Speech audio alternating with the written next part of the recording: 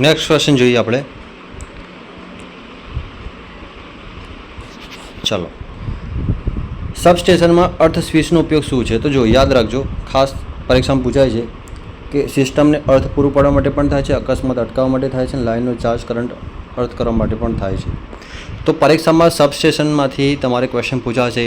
સબસ્ટેશનમાં જે transformer use થાય છે, ઇન્ડોર આઉટડોર ટ્રાન્સફોર્મર છે, એના વિશે પણ ક્વેશ્ચન પૂછાઈ શકે. એટલે આઇસોલેટર વિશે પણ ક્વેશ્ચન પૂછાઈ શકે. સીટીપીટી કરંટ ટ્રાન્સફોર્મર, અને પીટી એટલે કે પોટેન્શિયલ ટ્રાન્સફોર્મર, આના પણ ક્વેશ્ચન પૂછાઈ શકે.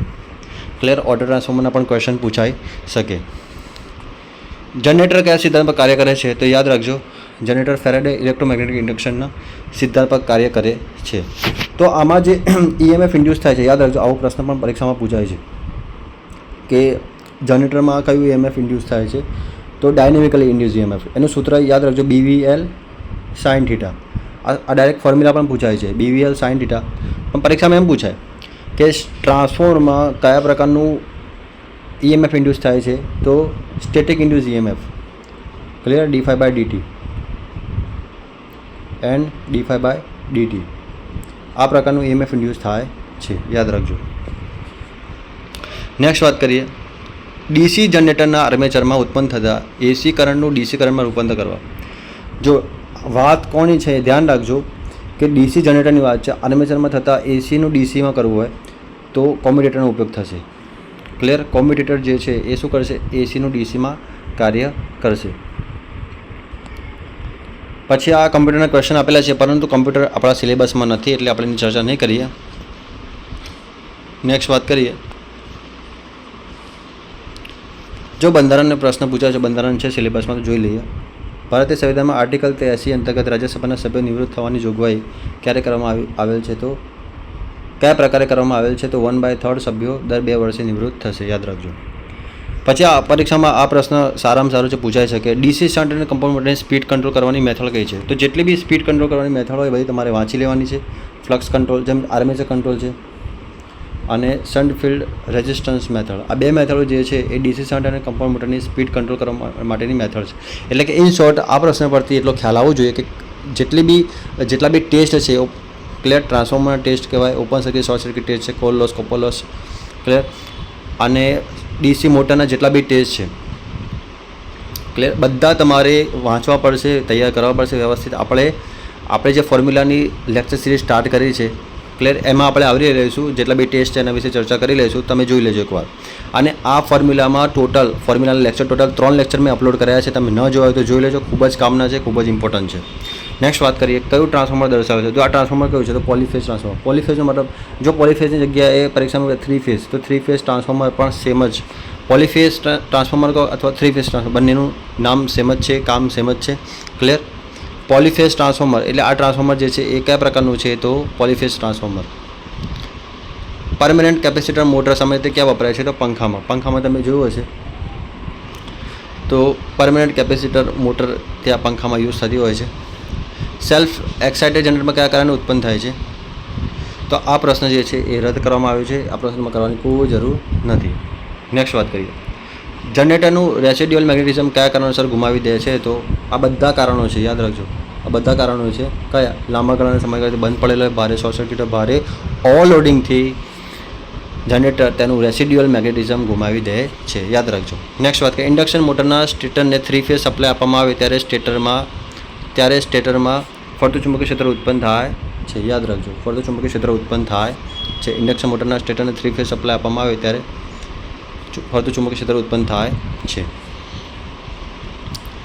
નેક્સ્ટ બંધારણનો પ્રશ્ન છે, ભારતીય સંવિધાનના કયા આર્ટિકલ અન્વયે નગરપાલિકાની રચના કરવામાં આવી? તો આર્ટિકલ 243. હમણાં એક્ઝામ લેવાય, આજે 210 માર્ક્સનું પેપર હોય છે, એમાં આ જ આના રિલેટેડ ક્વેશ્ચન પૂછાયો હતો. આર્ટિકલ 73 અને આર્ટિકલ 74 એ પૂછાયો હતો. એટલે નગરપાલિકા પંચાયતનો લગતો છે, એટલે આવા પણ ક્વેશ્ચન પૂછાતા હોય છે. ચાલો, બાકી મેથ્સના ક્વેશ્ચન છે, આપણે મેથ્સના ક્વેશ્ચનની ચર્ચા નહીં કરીએ. નીચેના પૈકી કયું એક સર્કિટ બ્રેકર નથી? તો એન્ડ બ્લાસ્ટ સર્કિટ બ્રેકર નથી. આવું કોઈ સર્કિટ બ્રેકર આવતું જ નથી. જો ઓઇલ સર્કિટ બ્રેકર છે, વેક્યુમ છે, એર બ્લાસ્ટ સર્કિટ, બધા સર્કિટ બ્રેકર છે, પરંતુ આવું સર્કિટ બ્રેકર નથી આવતું. નેક્સ્ટ, ન્યુક્લિયર પાવર સ્ટેશનમાં ફાયદાઓ જણાવો. તો જો જેટલા બી પાવર પ્લાન્ટ છે, થર્મલ છે, ન્યુક્લિયર છે, હાઇડ્રો પાવર પ્લાન્ટ છે, ગેસ છે, ક્લિયર, સોલાર છે. આ બધા પાવર પ્લાન્ટ એકવાર વાંચી લેજો, આપણે એના વિડીયો અપલોડ કરીશું, ક્લિયર. તો આમાં ઉપરોક્ત તમામ આવશે. તો જો સમજો અહીંયા ફ્યુલની જરૂરિયાત ખૂબ જ ઓછી હોય. જો ફ્યુલ જે આમાં પરીક્ષામાં પૂછે ન્યુક્લિયર પાવર સ્ટેશનમાં યુરેનિયમ 235 નામનું ફ્યુલ વપરાય છે, ક્લિયર. આ યુરેનિયમ 235 રેડિયોએક્ટિવ તત્વ છે, આ વપરાય છે, યાદ રાખજો. પરીક્ષામાં પણ ન્યુક્લિયર પાવર સ્ટેશનમાં કયું ફ્યુલ વપરાય છે? યુરેનિયમ 235. તે અન્ય પાવર સ્ટેશન કરતાં ઓછી જગ્યાએ બાંધી શકાય છે, તેને ચાલુ રાખવાનો ખર્ચ ખૂબ જ ઓછો હોય છે, ક્લિયર. એટલે બધા સાચા છે.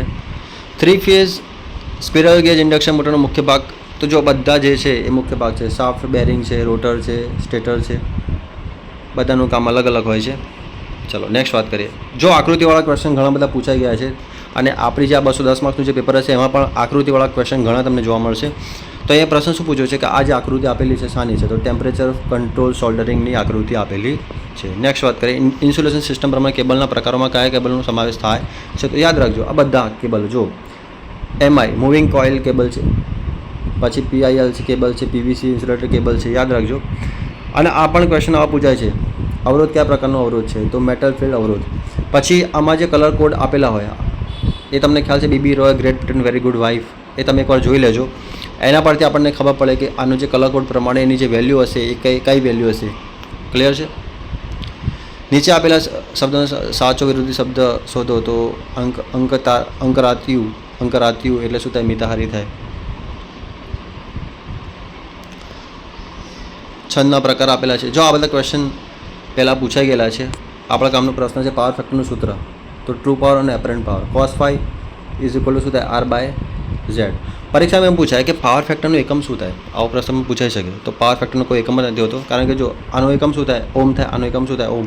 એટલે આ બંને ઉપર નીચે જે કેન્સલ થઈ ઉડી જશે, એટલે આનો કોઈ એકમ હોતો નથી, એકમ રહિત છે. કેન્ડિલા શાનો એકમ છે? તો યાદ રાખજો લ્યુમિનસ ઇન્ટેન્સિટી. તો આપણે લ્યુમિનસ ઇન્ટેન્સિટીમાં તમને ખ્યાલ જ છે એમાં જેટલા બી એના ટોપિક છે એ બધા ટોપિક આપણે ચર્ચા કરીશું. પણ હાલ જે પ્રશ્ન કેન્ડિલા શાનો એકમ, જો જેટલા બી એકમો આપેલા છે ને ખાસ કરી દેજો. વોલ્ટેજનું એકમ, પછી કરંટનું એકમ છે, ક્લિયર છે, પાવરનું એકમ છે, વિદ્યુતભારનું એકમ છે, બધા વાંચી લેજો એકવાર. તો અહીંયા શું આવશે આન્સર? Luminous intensity. નેક્સ્ટ વાત કરીએ. બધા ફેક્ચ્યુઅલ ડેટાવાળા ક્વેશ્ચન પૂછાય છે, કોઈ અઘરા ક્વેશ્ચન નથી પૂછાયા, પરંતુ આ વખતે થોડું લેવલ અપ કરી શકે. જેના ડાયોડમાં જેના બ્રેકડાઉન વોલ્ટેજ કરતાં જ્યારે વધુ રિવર્સ વોલ્ટેજ આપવામાં આવે ત્યારે થતા બ્રેકડાઉન શું કહેવાય છે? તો એવલેન્સ બ્રેકડાઉન કહે છે, યાદ રાખજો. એવલેન્સ બ્રેકડાઉન કહે છે, યાદ રાખજો. જો ફરીથી પ્રશ્ન પૂછે આકૃતિવાળો, તો આકૃતિ શાની છે? તો વેસ્ટર્ન યુનિયન જોઈન્ટની છે, ક્લિયર. એટલે તમારે બધી આકૃતિ જેટલા બી સિમ્બોલ આવે છે બધા તમારે તૈયાર કરવાના રહેશે. સુપર ટેન્શન કેબલની વોલ્ટેજ રેન્જ કેટલી હોય છે? તો યાદ રાખજો 22 kV થી 33 kV સુધીની હોય છે. નીચેનામાંથી કઈ સર્કિટમાં અવરોધ ખૂબ જ ઓછો અને કરંટ ખૂબ જ વધારે હોય છે? તો શોર્ટ સર્કિટમાં. શોર્ટ સર્કિટમાં જો તમને શું જોવા મળશે? કરંટ ખૂબ જ વધારે હશે, વોલ્ટેજ ખૂબ જ ઓછો હશે. અવરોધ જે હશે ખૂબ જ ઓછો હશે, કરંટ ખૂબ જ વધારે હશે, યાદ રાખજો. શોર્ટ સર્કિટ તમે કરશો તો ત્યાં તમે કરંટ વધી જશે, ક્લિયર. એટલે કે જ્યારે બી શોર્ટ સર્કિટ કરવામાં આવશે ત્યારે તમે જોયું હશે તેમાં ઇન્સ્યુલેશનનું પ્રમાણ ખૂબ જ વધારે રાખવામાં આવ્યું હશે, કારણ કે ઇન્સ્યુલેશન વધારે હોવું જરૂરી છે. કઈ સર્કિટમાં અવરોધ ખૂબ જ ઓછો હોય છે? યાદ રાખજો શોર્ટ સર્કિટમાં. ચલો શબ્દ સમૂહ માટે એક શબ્દ. દુઃખનો પોકાર. તો આર્તનાદ. નેક્સ્ટ વાત કરીએ. જો આ બધા ગુજરાતીના સમાનાર્થીના પ્રશ્નો આપેલા છે, નીચેના આપેલા વિકલ્પમાં કયો શબ્દ સમાનાર્થી નથી? જાણો. નીલકંઠ. હું તો થથરી ગયો, તો ભાવે. મારાથી તો થથરી જવાયું. જો આમાં જુઓ, આ જ્યારે ભાવે પૂછાય ને તો થી અને પાછળ યુ યાદ રાખવાનું, પણ કાળ જોવાનું ખાસ. મારાથી તો થથરી જવાયું. પંકજે બધા જ દાખલા ગણ્યા. તો પ્રેરક વાક્ય, પંકજ પાસે બધા દાખલા ગણાવ્યા. ચલો નેક્સ્ટ વાત કરીએ. કેપેસિટન્સ.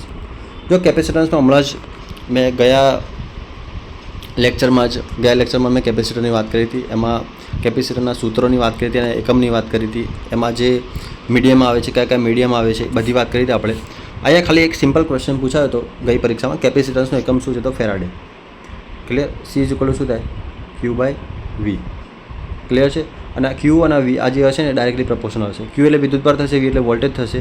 જેટલો વિદ્યુતભાર વધશે એટલો વોલ્ટેજ પણ વધશે. અને આ સમપ્રમાણ નિશાની હટાવે તો C આવશે, ક્લિયર. અને એકમ શું થશે તો ફેરાડે થાય, યાદ રાખજો. નીચેનામાંથી કયા વાયરિંગનો પ્રકાર છે? તો બધા જે છે વાયરિંગના પ્રકાર છે પીવીસી, કેપિંગ વાયરિંગ છે, ક્લિટ વાયરિંગ છે. ક્લિયર. નેક્સ્ટ વાત કરીએ, મૂવિંગ આયરન ઇન્સ્ટ્રુમેન્ટનો સિમ્બોલ કયો છે? જો મૂવિંગ આયરન ઇન્સ્ટ્રુમેન્ટનો સિમ્બોલ એટલે જેટલા બી ઇન્સ્ટ્રુમેન્ટના સિમ્બોલ તમારે એકવાર વાંચી લેવા. મૂવિંગ કોઇલ પ્રકારના મીટરની એક્યુરેસી કેટલી હોય છે? પરીક્ષામાં પૂછાય તો 0.1થી લઈને 2% સુધી એની એક્યુરેસી હોય છે. મૂવિંગ કોઇલ પ્રકારની મીટરની એક્યુરેસી એટલે હું તમને જે વાત કરવા જઈ રહ્યો છું તો મેં જે લેક્ચર સિરીઝ સ્ટાર્ટ કરી છે લગભગ એમાંથી બધા ક્વેશ્ચન પૂછાશે. કારણ કે જો પરીક્ષામાં ડાયરેક્ટ પૂછાય કે મૂવિંગ કોઇલ પ્રકારની મીટરની એક્યુરેસી કેટલી છે? 0.1 to 2%. તો એ ફોર્મ્યુલામાં આવરી લઈશું આપણે. ક્લિયર છે? એટલે જે લેક્ચર મેં સિરીઝ સ્ટાર્ટ કરી છે તમે વિડીયો જોયા ના હોય તો જોઈ લેજો. પ્લેલિસ્ટમાં ઘણા બધા વિડીયો હશે જ. ઓમના નિયમનું સૂત્ર તો I = V/R. I = V/R. જો V = શું થશે? IR થશે. ક્લિયર. તો I = શું થાય? V/R થાય. અને R બરાબર શું થાય? તો V/I. તો આ બધા સૂત્ર જે છે એ ઓમના નિયમનું પાલન કરે છે. ચાલો, 1 HP એટલે કેટલા વોટ થાય? 746. યાદ રાખજો, 1 HP એટલે કેટલા વોટ થાય? 746 વોટ. નેક્સ્ટ વાત કરીએ આપણે. જો આ વાયરિંગ આપેલું છે, આ વાયરિંગ કોનું છે? આ પ્રકારનું તમે વાયરિંગ જોયું હોય તો આ વાયરિંગ જે છે એ ટનલ લાઇટિંગ વાયરિંગ છે. ક્લિયર. તો આવી વાયરિંગની જેટલી બી આકૃતિ હોય, ઇન્ડસ્ટ્રીયલ વાયરિંગની આવી આકૃતિ આપેલી હશે, ડોમેસ્ટિક વાયરિંગની આકૃતિ આપેલી હશે. ક્લિયર છે? તો એમાં તમને ખ્યાલ હોવો જરૂરી છે કે આ જે છે એ કયા પ્રકારનું વાયરિંગ છે. તો ટનલ લાઇટિંગ વાયરિંગ. કોઈ ટનલ હોય એના અંદર જે લાઇટિંગ હોય છે તમે જોયું હશે, એના અંદર જે લાઇટિંગ મૂકેલી હશે, લગાવેલી હશે, એનું વાયરિંગ કયા પ્રકારનું? તો આ પ્રકારનું વાયરિંગ હશે. આ પ્રશ્ન રદ કર્યો છે. નિયોન સાઇન લેમ્પમાં લીલા રંગના પ્રકાશ માટે કયા કેમિકલ મિશ્રણ પાવડર ઉપયોગ થાય છે? તો ઝિંક સિલિકેટ. યાદ રાખજો, નિયોન સાઇન લેમ્પમાં લીલા રંગના પ્રકાશ કયા કેમિકલ મિશ્રણનો પાવડરનો ઉપયોગ થાય છે? તો ઝિંક સિલિકેટ. જો પરીક્ષામાં સિમ્બોલ પૂછાય છે ફરી તમે જોઈ શકો છો, આ જે છે એ AC કરંટનો સિમ્બોલ. જો અહીંયા શું ઓલ્ટરનેટિંગ કરંટનો સિમ્બોલ પૂછે તો ઓલ્ટરનેટિંગ કરંટનો સિમ્બોલ આ પ્રકારનો હશે, સાઇનોસોઇડલ. નીચેનામાંથી વોલ્ટમીટર કયા પ્રકારના છે? તો જો બધા ડાયનામો, પછી છે ઇલેક્ટ્રોસ્ટેટિક છે, ઇન્ડક્શન, આ બધા યાદ રાખજો. એ રીતે વોટમીટરનું પૂછી લે, કરંટ એમીટરનું પણ પૂછી શકે. ટ્રાન્સફોર્મર કયા સિદ્ધાંતમાં કાર્ય કરે છે? Mutual inductance. ક્લિયર છે? ત્યાર પછી જુઓ અહીંયા તમે નીચેની આકૃતિ દર્શાવેલ ટ્રાન્ઝિસ્ટર કયા પ્રકારનું ટ્રાન્ઝિસ્ટર છે? તો PNP ટ્રાન્ઝિસ્ટર. જો આ રીતે છે સમજવાનું, આ રીતે આપેલું છે એટલે એ મીટરથી અહીંયા જે સિમ્બોલ આ રીતે આપે તો એ PNP થશે. પણ આ રીતનો સિમ્બોલ હોત તો NPN થતું. યાદ રાખજો. પાવરનું સૂત્ર P = VI અને I²R. એટલે બંને સૂત્ર છે. ટ્રી વાયરિંગ પદ્ધતિનો ફાયદો શું છે? તો ઓછી લંબાઈના કેબલની કે બસબારની જરૂર પડે છે, ઓછી બિલ્ડિંગ માટે અનુરૂપ હોય છે. લ્યુમિનેસ એફિશિયન્સી તો એનો એકમ શું થાય? લ્યુમેન થાય. ક્લિયર છે? ચુંબકના બે ધ્રુવોને જોડતી કાલ્પનિક રેખાને શું કહીશું? મેગ્નેટિક અક્ષ. ક્લિયર. તો આપણે આ પેપરની વાત કરીએ છીએ. અમારા જે બી ઇમ્પોર્ટન્ટ ક્વેશ્ચન છે, કયા પ્રકારના ક્વેશ્ચન પૂછાય શકે એની પણ આપણે ચર્ચા કરી છે. ઓકે, તો મળે નેક્સ્ટ લેક્ચરમાં. Thank you for watching this video.